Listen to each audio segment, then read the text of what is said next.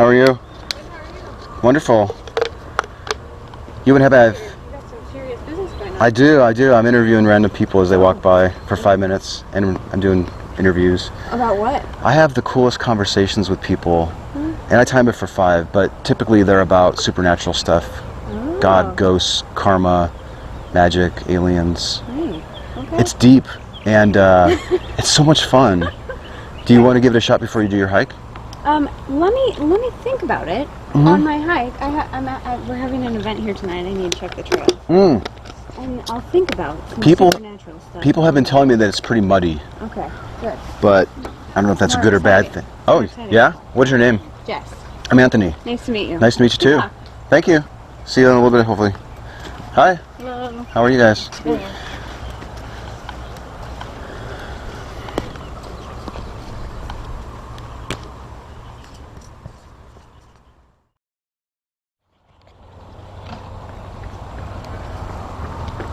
Hey. I made it.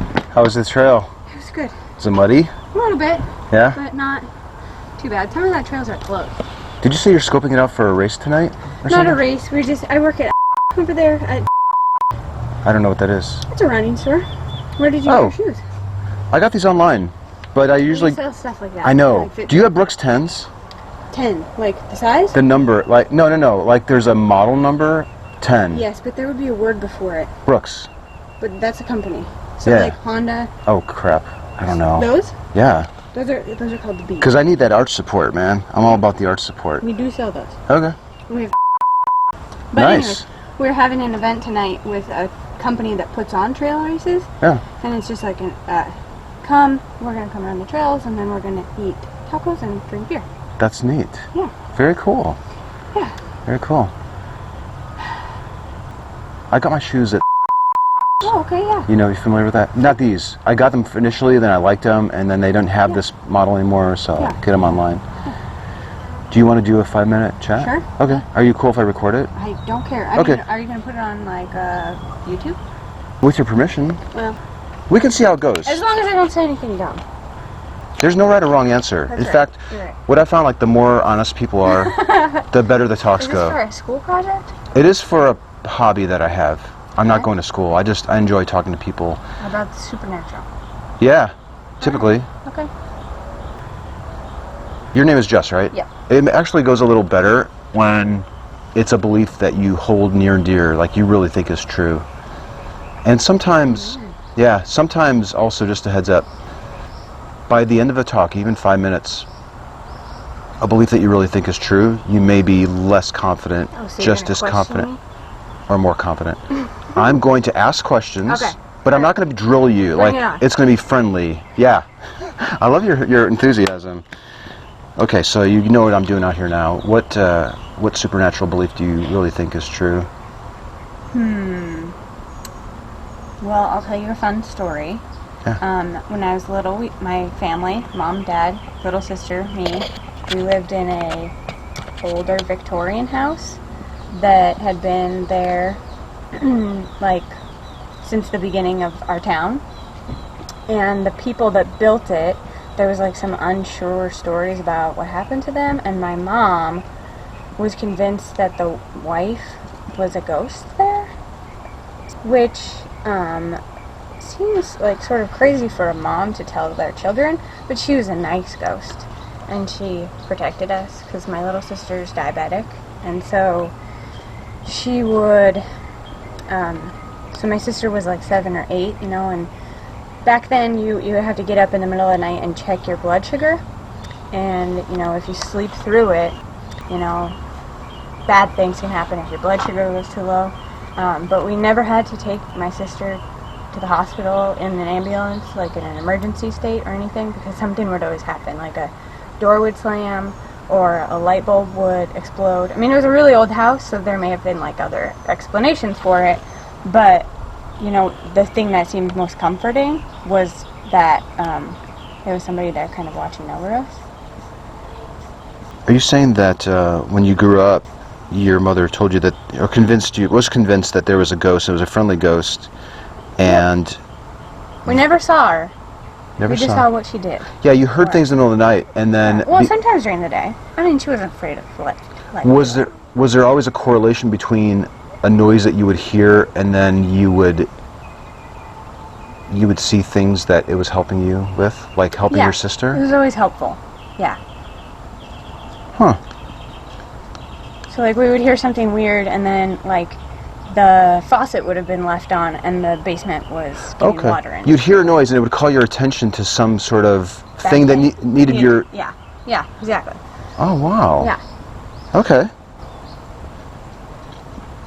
So, help me understand how sure you are that the ghost exists.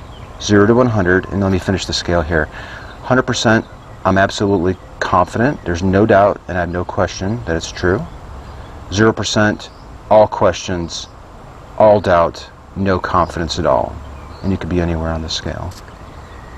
Well,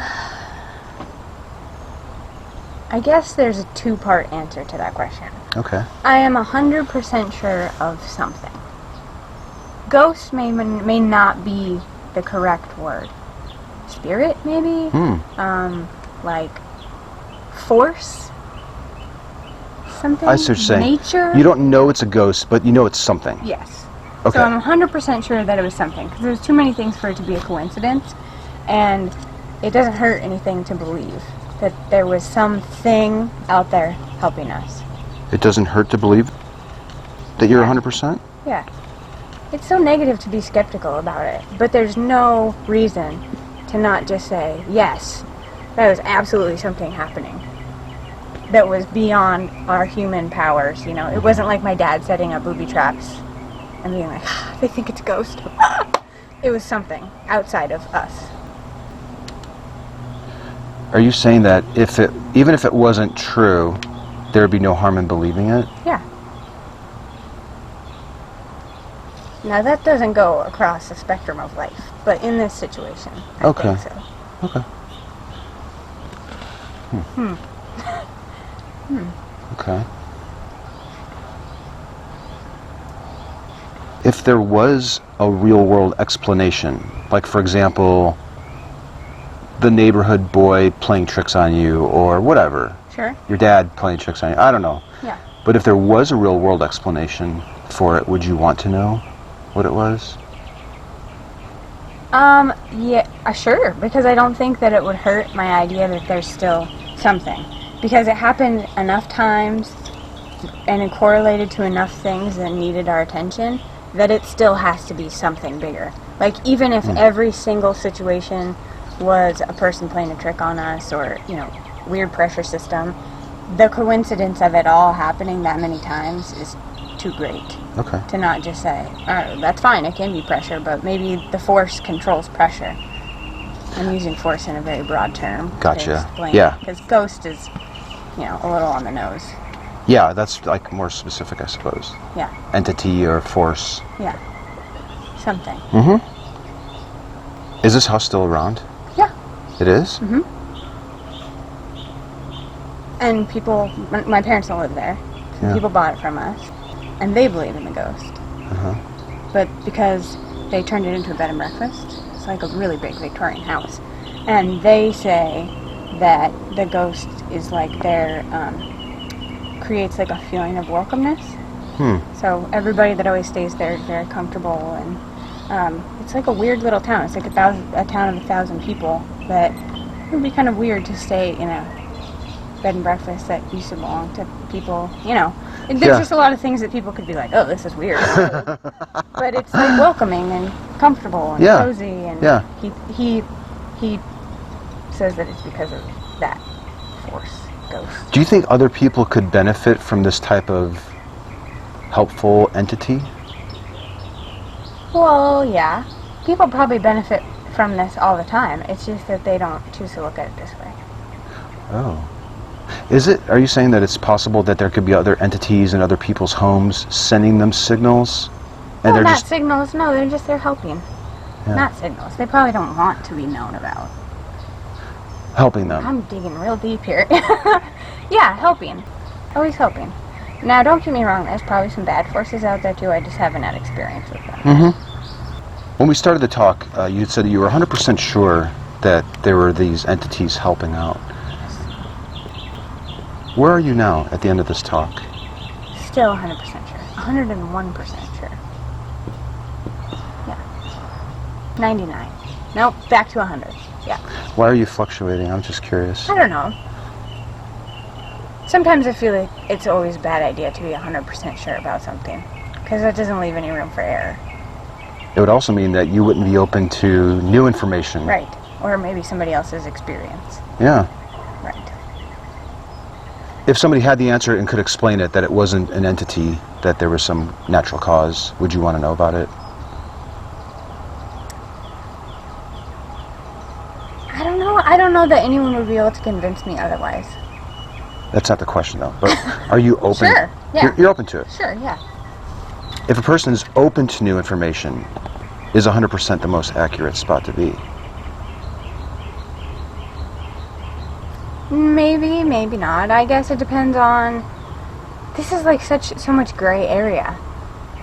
And I think it's like built into who I am and how I interpret other experiences in my life. So really, I do think that if somebody explained it all to me, I'm not sure I would not necessarily believe them, but be able to chalk everything up to what they're saying. Hmm. So maybe 90% would be more accurate.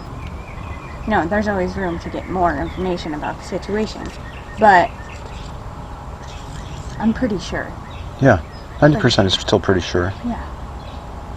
Is this something that you want to believe is true, or something that you... Probably. Yeah. I mean, because that does make a lot of things easier.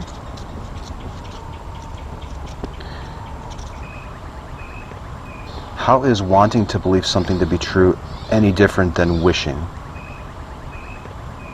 I don't know. That's very similar.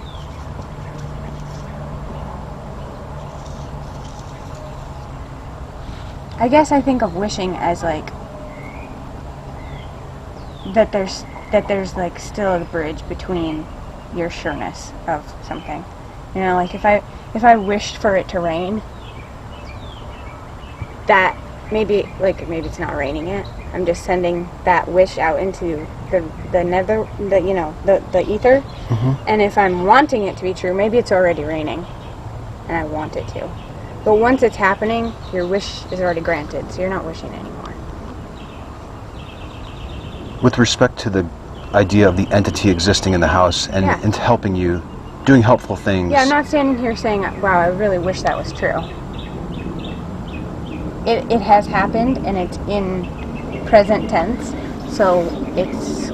I mean, it is the same thing, but I think wishing is like before it happens, or before you're willing to admit that you're sure of something. Okay. That was way more than 5. That was fun. That was really fun. That was fun. Thank you. I really appreciate your time. Yeah. Thank you. Can I luck. give you a card? Sure. All right. Thanks a lot. Cool, yeah. And good luck with your event tonight. Thank you. Yeah, next time you need shoes, we